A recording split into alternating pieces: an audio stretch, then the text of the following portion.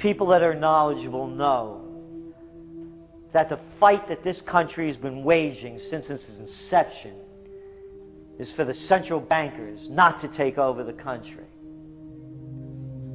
And that's why people like Andrew Jackson were elected. And that's why people revere people like Thomas Jefferson and others. The takeover has happened, and it's a corporate takeover. Agents of the Bank of England attempted to assassinate President Andrew Jackson on multiple occasions because of his resistance against a private central bank being set up in the United States. And it was something that Abraham Lincoln warned. And this is, by the way, why I believe he was assassinated. This is the Lincoln quote. "The money powers prey upon the nation in times of peace and conspire against it in times of adversity.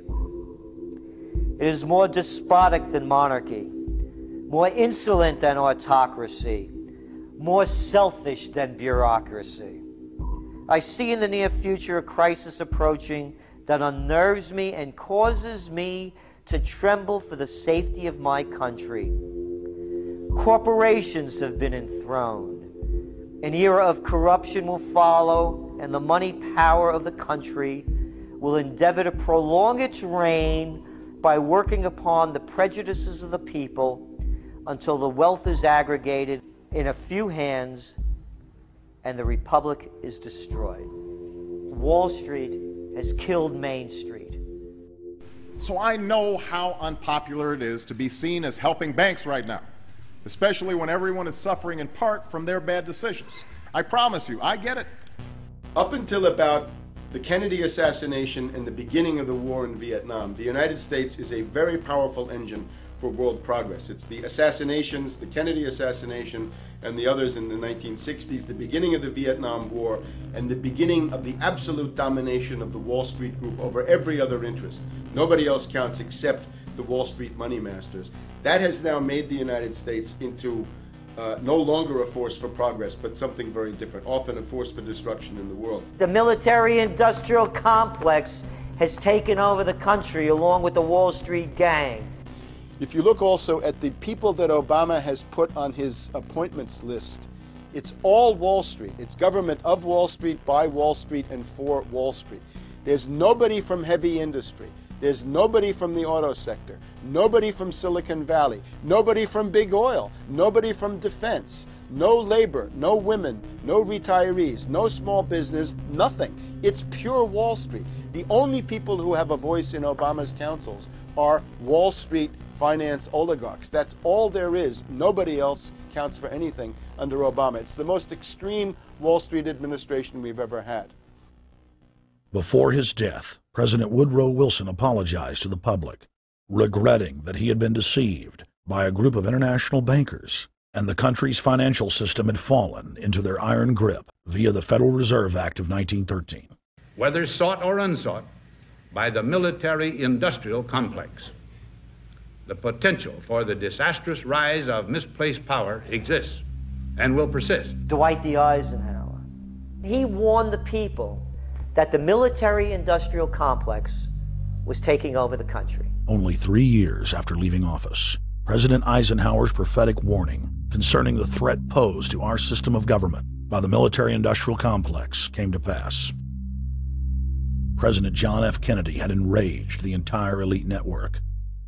Now, Kennedy was brought in as somebody who was expected to be a puppet. It was thought that his pro-Nazi father, Joseph P. Kennedy, the bootlegger, the speculator, would guarantee that Kennedy would be obedient to the establishment. They thought that Kennedy was a sex maniac who could be manipulated through all of this, but it turned out that through his personal suffering, Kennedy had discovered a personal sense of himself which went beyond just being a puppet, and he began to think about things like economic recovery, world peace, having a space program, making deals with the Soviets, cutting the Federal Reserve down to size, and a whole series of other things. Executive Order Number 11110, signed by President Kennedy, began the process of abolishing the private Federal Reserve. Kennedy was also pushing for real civil rights reform and had begun the process of pulling the troops out of Vietnam. The last time you had an actual president was Kennedy. The oligarchs took swift and decisive action. when John Kennedy attempted to take the government back from the robber barons. He was brutally murdered. The message to future U.S. presidents and leaders across the world was clear: do as you're told or die. John Fitzgerald Kennedy was the last true president of the United States. And until the globalists are removed from power, we will never have another real one. The other thing about the American presidency you've got to remember is that this is a puppet post. It's automatically going to be a puppet post. The idea that Obama is somebody who's going to come in and exercise real authority when he's obviously been chosen and given everything that he's got by these financiers. Presidents are now little more than corporate pitchmen who take all the political heat, while the controllers remain in the shadows, safe from public scrutiny. Hip-hop icon KRS-One is not just known for selling millions of albums. He has led a tireless crusade against youth violence and has been a strong voice for human rights. If they controlled it before, what makes you think they're not controlling it now? The country was on a verge of revolution. They threw a black man up. Now we like this. They give him the money, they give him the bundling, they give him vote fraud, they give him the media whores, they give him goons. They even have elected officials making threats to put people in jail if they criticize Obama in public. All of this is the mark of a puppet. And that means that he is a puppet, actually more of a puppet than anybody else, more of a puppet than Mrs. Clinton would have been, even more of a puppet than McCain. He's the maximum puppet that we've had certainly since Jimmy Carter. They put a black face on the New World Order, and now we all happy. KRS ain't buying it. In the real executive power structure, the president serves the military-industrial complex, itself owned by the international bankers. If there's a revolution, the population just throws out the prime minister or president. The elite stays in power because the public is never aware of who the real enemy is. In Evian, France in 1991, standing before the Bilderberg Group, the apex of the world government power structure, David Rockefeller defined the New World Order as a system of world government serving the international banking elite. For decades, the banker-owned media would attack anyone who dared to warn the public that a dictatorial world government was being constructed right under their nose, and that national sovereignty was being deliberately destroyed.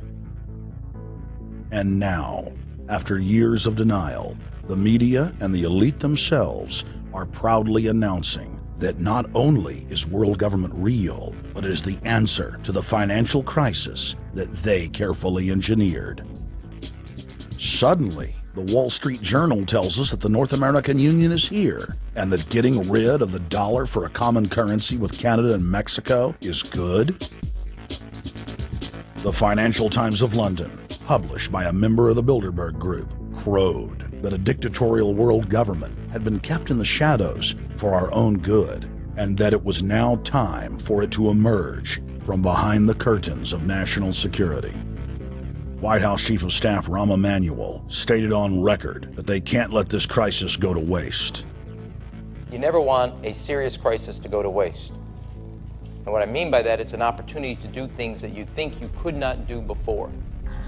And Henry Kissinger, who gave Barack Obama his first job out of college, told national television that the economic collapse was a great opportunity to bring in the New World Order. He went on to say that Barack Obama was the perfect person to sell it to the world. But he can give a new impetus to American foreign policy, partly because the reception of him is so extraordinary around the world.